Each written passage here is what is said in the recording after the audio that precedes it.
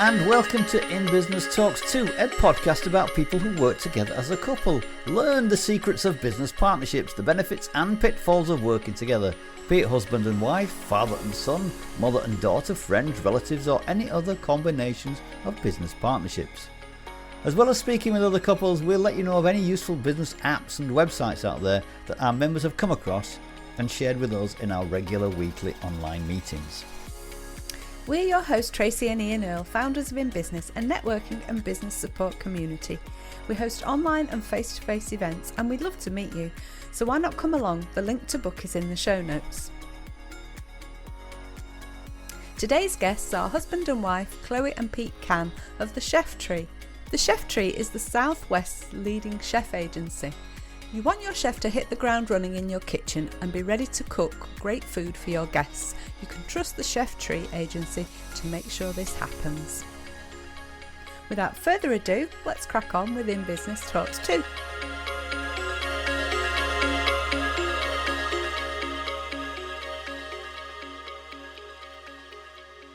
So, welcome to our In Business Talks 2 podcast. This week we are talking to Chloe and Pete Cann of The Chef Tree. So, welcome to you both. Welcome, guys. Hey, guys. Thank you. Thanks for having us. Oh, you're welcome. Yeah, you're welcome. You're welcome. You're welcome. Right, I suppose we should start then by asking you guys, what is it that you do at The Chef Tree? You were pointing at me. Don't be shy. So we supply chefs on a temporary basis to pubs, hotels, restaurants, care homes and schools. It's kind of emergency cover, but at the moment, chefs are in quite high demand. So, yeah, there's a lot of long-term cover needed at the moment in the industry. And it's predominantly sort of Bristol plus 50 miles, would you say? Yeah. At the moment. But we are looking to expand across the UK. Oh, yeah. You are looking to take it further afield, are you? All right. Oh, good. How long's the business been going? So it's been going 2009. So about that's 13 years. Really, but you scratch out 2 of those, I think, can't we? Oh yeah, of course you can, yeah. for the virus that should not be mentioned. Yeah. Oh, good. So when you started, then whose idea was it? I mean, were you both in the same trade? Were you both doing the same sort of thing, or what happened? How did it come about?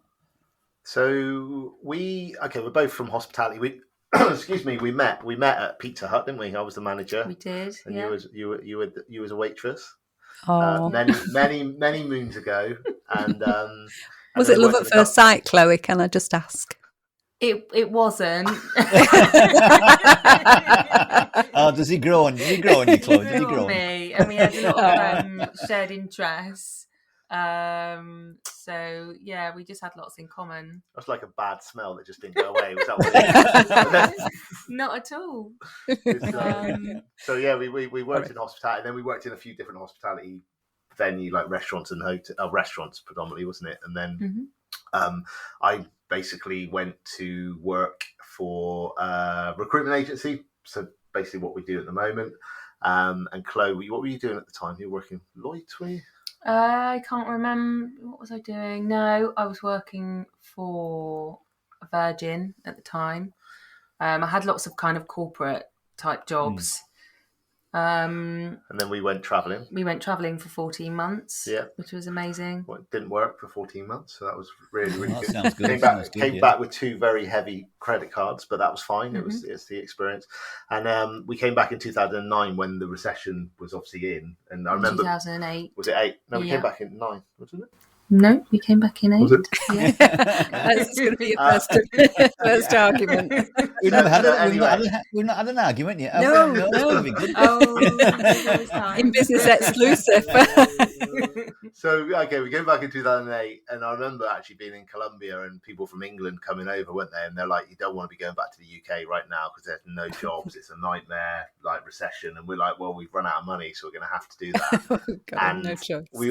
Yeah, exactly. And we came back, and I went back to the job that I was in previously, and I was the last one in, and there was no business, so they literally let me go within about 2 months, I think it was, of being back. And then in 2009, tried to sell a few mobile phones. And then in the end, sort of said to Chloe, I was like, well, I ran this, I basically set up the temp desk for this perm recruitment agency. So I said, well, we've done that. Should we just give it a go? And that's how it started, really, wasn't it? 2009. And Chloe, it was kind of, we just didn't have any other choice really, because Pete was unemployed. I was working, so I was kind of supporting us, which was good because it allowed us to just give it a go, because we had one income. So I think it was 6 months, and then I left my job. So it wasn't long before we were earning enough money to both be full time. Yeah. So it seems like it took off fairly quickly then, didn't it, in 6 months, if you were able to do that? Yeah. I mean, is it what you anticipated or not? Did you expect it to be so quick, or were you not sure? We didn't have a clue, did we? We really didn't, did we? We just went with it. Just went with the flow. I think what the benefit was really that I had a lot of contacts from my previous agency that I went out and approached, and it wasn't chefs at the beginning. We used to do waiting and bar staff. So like the race course would have a race on and they'd want 30 people. The football would be on, they'd want 30 people. And, well, I suppose actually the first 18 months to 2 years, me and you were out working ourselves, weren't we? Mm-hmm. Like waiting tables as well. And yeah, so the first few years were definitely, it did pick up, but it wasn't busy, really, was it? Or was it? I can't remember. We did, well, we obviously, it was okay. We managed to pay our mortgage and we survived, didn't we? Yeah. Oh, it's been doing okay then. And then sort of 2011, so 2 years later, we fell pregnant, or I didn't fall pregnant. I started it. Yeah, well, we had a baby in January. Oh, that was Alexa. What did she say? I don't know. She was getting so we fell pregnant in 2011, didn't we? 10. We had a baby in January 2011. Right, anyway. Pete, were you there for any of this? Maths isn't a strong point. So we actually bought, because we had someone obviously to cover, didn't we? Orla, who still works for us. So actually that was, so 2010. So actually we built it to the point that we needed someone else to support us, and we had the headspace to go, actually, we do want a baby, we want to start a family, so therefore we need to find someone to come into the office and help us. And we kissed a couple of frogs, didn't we? Yeah, quite a few along the way. Yeah, that's how it goes sometimes, unfortunately. But sometimes I think you have to go through that process to realise who you do need, or who works best for you, I guess. Absolutely. So tell us about talk about your vision for the business, and where is it you want to take this? So for the next sort of 5-10 years. Yeah. Do you want to take this one on? You go. You I'm the visionary, am I? You're the visionary. I'm the visionary. Okay.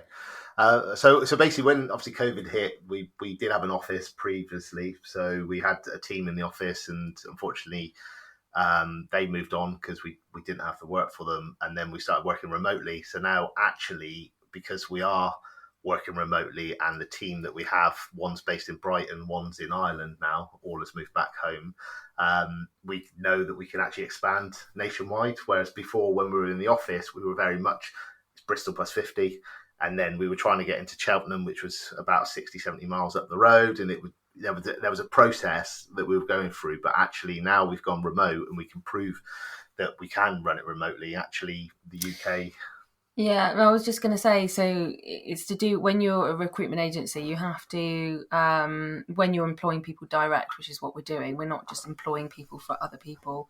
We have to check people's ID face-to-face. So we have to see them and meet with them. So that's always been a barrier.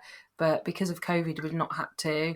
There's a remote process now, and actually companies are in the process of building a digital process that means that we won't have to do that. So face-to-face recruitment is not necessary anymore. So that is just going to massively change things for us. Yeah. And, it can open our minds and our... The thing is, opportunities, open to opportunities. Didn't you say you were thinking of relocating in the not too distant future anyway? Yeah, so we're waiting to Truro basically, and Cornwall. So we're moving from Bristol down to Cornwall. Hopefully, we've put the 31st of March out there on the vision, and we've thrown it out to the relevant solicitors and stuff. So there's a few more I's that need dotting and T's that need tick. No, that's not the right way, is it? T crossing your T's. Yeah. Anyway, yeah. So yeah, hopefully is the answer. Yes, we are moving to Cornwall, and then which is going to be amazing because we, like we say, we can work remotely, we can interview remotely, and we've also got the benefit that we already supply some really big chains when it comes to like the care homes and contract catering. So actually, we're already on their list. So they're obviously nationwide already. So yeah. So would you say that's a positive then for you guys that's come out of COVID? All right, obviously it was a negative originally, but would you say it's a positive now? Has it opened up more doors, more opportunities? How do you see it? Definitely, yeah, definitely. Because we had this big kind of responsibility with the office, and it was always, everything was always focused around the office. When we move, we need a manager for the office. The office can't run by itself, and it was always that kind of thought process. All of us working remotely wasn't even, we didn't even think of, we thought we could work remotely, and then, like I said, we have a central office base, but obviously with COVID that changed. We weren't going to get rid of the office, and then like Pete mentioned, one of our key people, so they were moving back to Ireland because of Brexit and some other things, and we just didn't want to lose them, and just thought, well, we've been doing this for the last 6 months, from home. As long as Ireland has broadband, then there's no reason why we just can't carry on. And then we wanted to move as well. It just all made sense. So we've streamlined a lot of processes. We've got rid of loads of costs that were just unnecessary. And it's definitely given us a fresh start, really. Yeah, definitely, new chapter. And obviously the Laughter Man as well has come from it as well. So it's just like created a separate revenue stream as well. So which has helped, I think, with regards to, it's like when you work together and you work and live and breathe together, it can get, like you said, first argument, we weren't going to argue at all. But now we've both got separate businesses that we have to look after, then actually it's a bit of a different conversation I think we have with the business now, rather than the nitty gritty all the time. Mm-hmm. Yeah. So do you think it's going to be more of a lifestyle business when you get down to Cornwall, or to, where is it, Truro? Do you think you're going to be taking more time off to go surfing? That's the plan. Yeah, that is the plan. I mean, I think with the Laughter, well, you can obviously talk about that, but it's, with the chef desk, it is quite busy, and as long as I can recruit some more people, then we had a lifestyle business, even though we had the office. We really did. We were never doing the day-to-day. We could come and go as we pleased. It's only since COVID, we lost all of our staff, and I was back on doing the day-to-day, and I'm still doing the day-to-day. So that will change as we get busier. So hopefully we can go back to it being a lifestyle business, because it really was for many years. You say hopefully, it definitely will be. Yeah, it will be. You've already visualised going swimming in the sea with your wetsuit with your friend, meeting for coffee, meeting for, all of that stuff. So actually, I mean, that's the whole point in moving really out of the city, isn't it? Although we're moving to Truro, which is a city, but it's not. Central Truro. Well, it's not a big city though, is it? So just for a better quality of life is really the main, our eldest, Neela, she goes to secondary school in September. So actually this was the ideal time to make the move.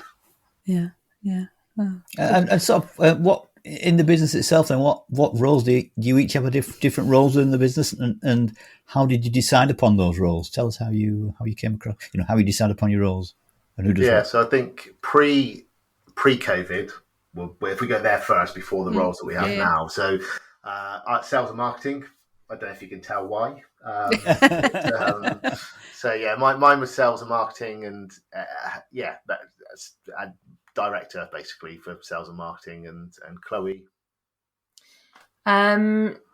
Just finance really, and systems and operations. We've always had different roles in the business, so even when those roles have changed, like sometimes Pete had the role of kind of managing the team, and sometimes it was me. Just depended on what we were doing at that point, because I was focusing on a different business, and we kind of came in and out of it, both of us. So we never had the same role, because that just would not have worked. We've always had completely different sides of the business to manage. I think we learned that quite early on as well, didn't we? Yeah. Actually, we've got our strengths and our weaknesses, and knowing. Because if you're doing the same thing, you are going to. Well, we did argue when we did speed bicker, but we did, because you both got very different personalities, and you're both trying to work on the same thing. And to know, for us, it just day to day, it's different when you're having a directors meeting, and you're having you're fleshing out ideas, and that's a completely different process. But when you're both trying to manage the same people, or you're both trying to do the same task, it just doesn't seem to work, not with us anyway. So because we've always had that completely separate, it just seems to have worked. I've always been the operations and a finance director. Is that where your strengths lie then, Chloe, the sort of doing side of things with the operations? I don't know really. You just kind of you do fall into things. It's not. Yeah. Sometimes I'm doing things, and I'm. It's not my dream to be doing it, to be honest. But it's just it needs what to be done. I am doing. Yeah, it needs to be done. But looking like for contracts, for instance, I know it's not your favourite job in the world, but I've got no patience to read through any terms and conditions at all. I would just be signing everything, whereas you've definitely got more attention to detail, Chloe, I would say. Yeah, I definitely got the attention to detail, so I do use a lot of reading through contracts. And so it's quite an easy decision to make then, was it, at the beginning? You seem like you naturally fell into those roles as sales and marketing, and then more operational side. It just happened that way, did it? You didn't decide upon it, just fits our personalities, doesn't it? Definitely. I mean, going out and obviously getting new business was basically what I had to do. And, ultimately, I suppose having the leads already and the connections from the previous agency, then, just going out and meeting people is what I like doing. And so I sort of built it that way. But then you still went out on visits every now and then, didn't you? So I still do a lot of the client side, and I enjoy talking to clients and bringing on business. But Pete's, that was just what we did. So have you found that being in business together has strengthened your relationship or changed it in any way? Yes, I would say our relationship. I think we've got a really good relationship. I think we've got a strong relationship with regards to, if you think about pre having a business, traveling. Obviously spent 14 months together. So that in itself was, I think, when we came back, we from spending every day 24/7 to coming back, and then you were traveling to Trowbridge, weren't you? So you were out for 10 hours a day with travel, and then so we'd see each other for an hour or two a day. It was just like, and then obviously that's not quality time, is it? When you both finish work, so we were very much. I think when we started the business, I remember sat in that pub garden. We had the dongle in the side of the computer, just having lunch, going, this is what it's going to be like, sitting in pub gardens and drinking. and obviously, how wrong we were. It has changed.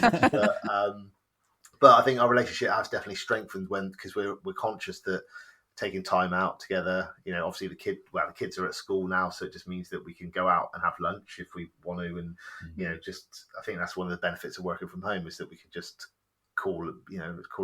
let's just get out and go and do something. Yeah, well, that's the thing, isn't it? We've always been able to do what we want, kind of when we want, and especially when you've got young children, just having that flexibility, not having to ask anyone, if I can go and see the preschool or whatever, show or whatever. Yeah, so I'm definitely massively grateful for that, and And like Pete said, because we've always done it together, if we want to go out for the day or we want to do something, we just do it. So there is strength in that, being able to have quality time away from the kids, when the kids are at school, and just to be able to go and do something together. I think that's definitely strengthened our relationship. Yeah.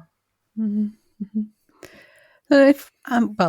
Pete's renowned for, or known as, the laughter man. There's another thing that you do, isn't it, Pete? You've got another business as the laughter man. But my question here is, if one of you is a bit down, what happens? Does the other one cheer you up, or how does it work? Because I'm sure Pete will cheer you up, Chloe, just with his laughter. Or does he? How does it work the other way around? I just think we can tell when the other one's not happy about something, or in a bit of a slump. Because, again, this weekend, on Saturday morning, I woke up with a headache and I was just a bit stressed out. And actually we sat there and we had a proper chat about things and got out in the fresh air, and it was good, So I don't think sort of coming up to you and started laughing works so much. No.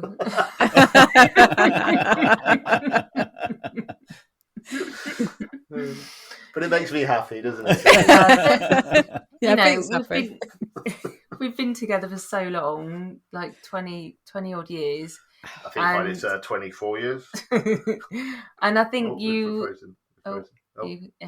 and I think, when you've been together for that long, you just know how, when you know what to say, and you know how to pick each other up, and that's just the laughter's not really got anything to do with that. It's just being together for such a long time and knowing each other well. And I mean, he is a naturally positive, upbeat person, which does help me a lot, definitely. Well, thank you very much.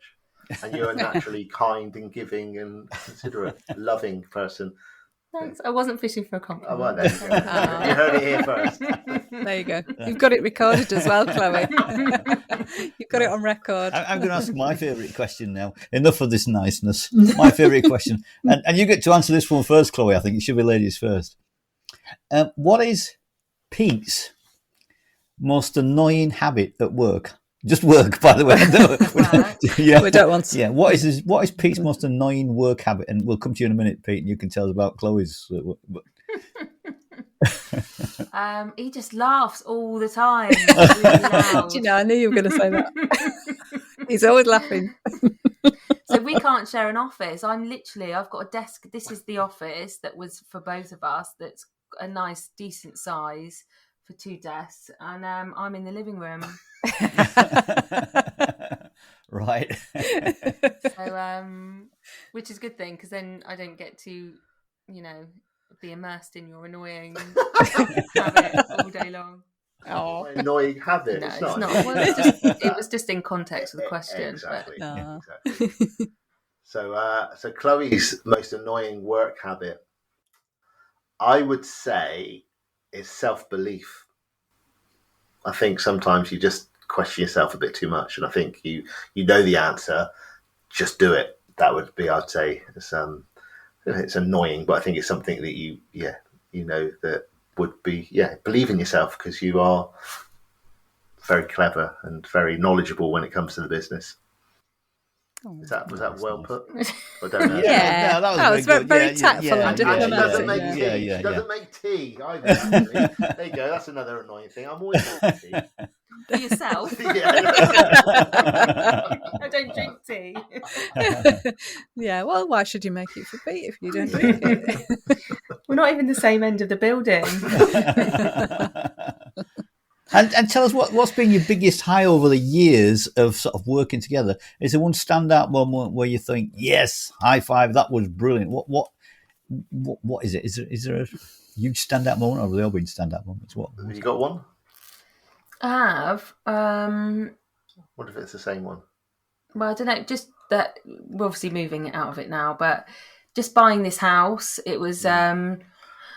we went from, a little 2-bed, 2 up, 2 down, and we were looking at these big houses and thought we'll never be able to afford one, never. And it wasn't until I never believed it. Again, this is the belief thing. I never believed it until our mortgage advisor said, well, this is the amount that you can borrow for your house. So this is the amount of mortgage you can get. And I just couldn't believe it. And it was definitely like, you walk in and you just think we did this. Yeah. We created this. Yeah. From nothing. Yeah. So that's come as a result of the business. Yeah. Yeah. So, and do you know what? Mine's personal as well, to be fair, was when we went to America for a month. We just literally, and for the point of the business ran itself, we lost our manager. She handed a notice in before she knew we were going to America for a month. So we had there's just a lot of stress there because we mapped it out. We were like, right, we're going to take August off. So again, as a business owners, that was like a big thing. Like, we created this business to give us the lifestyle to be able to take a whole month off. And then our manager dropped the notice on us, and we were just like, shit. Dude, like, and we were really stressed for a good couple of months, or couple of weeks before we left. But actually, we got through it, and the team stepped up, and it was we just basically I think we dialed in once a week whilst we were in America, literally for 10 minutes, just to make sure that everything was okay. And it was just like, so that was high-fiving, because it's like, actually, we've created this lifestyle where we've got this business that's running itself that's actually paid for us to hang out with Mickey and Goofy and the kids. And that's what they say a good business is, isn't it? If you can leave the business and it runs without you, that's a good business. That's the sign of a good business, isn't it? Yeah. Which is good. Absolutely. So credit to you guys. Yeah, that's good, is that? Yeah. Yeah. And how do your family fit into your plans for the business? And as in the kids, family? Yeah. I mean, just I think it's quite interesting because they think that Chloe works harder than Daddy. Chloe works harder than Daddy. Of course. Because they think that Daddy's always laughing. That's what they think. Daddy's always laughing, and I always look like I'm doing something quite serious, on a call. But so I took the kids last week, so it was half term, and Chloe was working and I had the kids, but and I was on a phone to a friend on the car phone, and I was chatting about work, a business, like mentorship basically, and Charlie, our 8-year-old, turned around and said, "Daddy, I want to be a business. I just like what would you recommend for me for business? What do I need to know?" And I was just like, well, I would recommend hanging around with people that want to do the same thing, definitely, and get somebody that knows what they're doing to help and support you. And but it was the fact that it does go into their brains that we're creating this lifestyle that we can do what we want when we want, because we obviously work hard to make that happen. But then you can't get them to do a chore without them asking for money. So they're very, they've got a bit of a business mind. But how much is that worth? Okay, so if I do that, okay, that's 20p a time. That's not worth it. What will get me £1? So they do. But then maybe it's because we buy them that stuff anyway. We go out for dinner and stuff. Maybe we should just go, well, how much have you got left from your chores so you can have dinner? We should turn it on its head, I think, slightly. But no, they're. I think it does program into their boat, because your dad had his business, didn't he? Mm-hmm. Yeah, so that's your. Yeah, I learnt a lot from my dad. My dad was always in business, so I think I learnt a lot. And you do, I just think it's a mindset. I just think that once you've got that mindset, it's always ticking over, isn't it? Yeah. So you definitely wouldn't go back working for anybody else. I think we're unemployable. I think you're definitely unemployable. Yeah, they won't want him laughing all the time. He'd be far too happy at work. No. Pete was always in, like, he was kitchen manager, he was store manager. He was always been in those kind of positions anyway. And I think when you started recruitment and you were the junior, I think you really, really struggled with that. Yeah. Get told what to do. I don't know being told what to do. No, I don't. Yeah. I think it's one of those things. It's like being told what to do is being guided what to do if you believe in it's the right thing to do, that's fine. But being told to do something that you think is not right is where it used to really rile me up. That did, didn't it? That's why I left. That's why I left so many jobs. It's like I couldn't just get. Yeah, I'm unmanageable. You are. Yeah. But you managed to manage me. Apart from me. And if you could turn the clock back, guys, to when you first started out, and knowing what you know now, is there anything you think you would have done differently or not? With the benefit of hindsight, would you have done anything differently? Personally, getting to chefs quicker, because we did a lot of stuff with front of house, like the waiting and bar, and that was very low margins. And, so like, for instance, we'd have 10 bar staff go and work at a job, and we could earn the same amount of money from that by putting a chef into a pub for a week. And it was just, so the stress levels were really high, weren't they, at the beginning? Yeah. So actually going in at the start and just working on chefs. And that's why we just do chefs now, isn't it? The chefs are just so much easier to manage, aren't they? Apart from some, possibly. But that's another story for another time. Yeah. Oh. And if you were to give some advice to a couple who were thinking of going into business together, what do you think it would be? Don't know. Well, I think that it's not for everybody. I think, like Pete said, we went travelling for 14 months together. We spent 24 hours a day together, and we knew that we could do it. We knew that we had that kind of relationship. I don't think we've had some really stressful moments, over the last 13 years. And I guess that it's not something to be done lightly, but also just having separate roles, just managing completely different parts of the business will help. I think that's important as well. And I think actually having a third person does help sometimes as well. Like when we've had mentorship in the past, I mean, we're not having it at the moment because we're sort of looking after the costs and stuff, but having that third person to sort of help guide the ship as well, because ultimately, I suppose like a counsellor really in some respects, because there've been many a conversation where we've been sat going and it ends up getting a bit personal rather than actually like black and white business. Mm-hmm. Yeah, so I think that's really, really helpful. Yeah. Oh, great stuff. And if people want to get in touch with you, what's the best way they can do that? So I would say the cheftree.co.uk is probably the best way, and contact us. And I mean, personally, I'm on LinkedIn, so Pete Cann, the Laughter Man.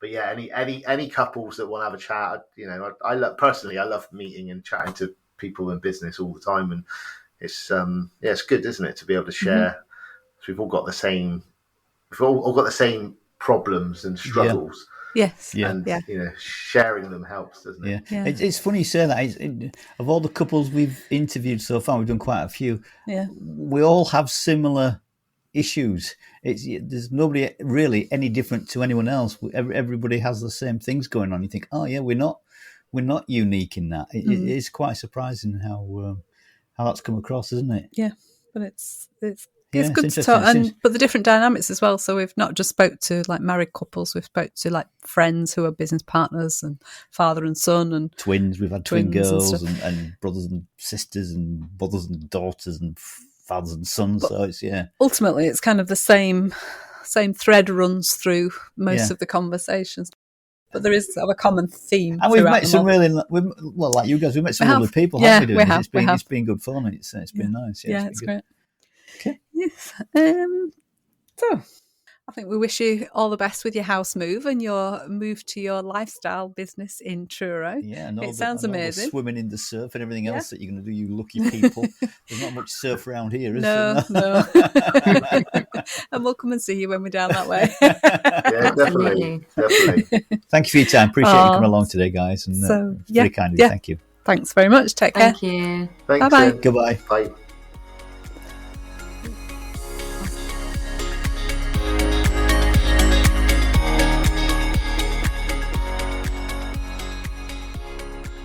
So, Tracy, what's our knowledge share for this week? Well, Ian, we've got a more personal one this week rather than business related, and it's called Family Album. It's a free all-in-one resource to securely share your family's photos and videos. We'll put the details in the show notes. Oh, another great share there. So get in touch and let us know if you try it and what you think.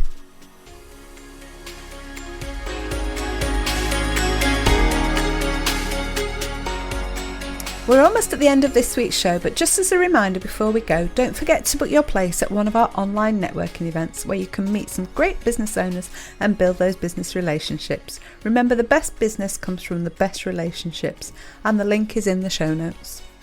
We'd also like to mention our books, which are available on Amazon. How to Improve Your Business Networking Skills, 52 tips to help you with your networking. Our Notably Networking, which is a one-to-one networking notebook, a place to keep all your notes from those follow-up one-to-ones. And last but not least, our 90 Days to Your Success Journal, where you can plan, set and plot the actions you will take to achieve your goals. Thank you so much for joining us this week on In Business Talks 2. We hope you've enjoyed it, and if you have, all that we ask is that you simply tell a friend about the show, and please follow or subscribe so you never miss an episode. We'd really appreciate it. Until next time, this is Ian and Tracy, and together we are in business. Goodbye. Goodbye.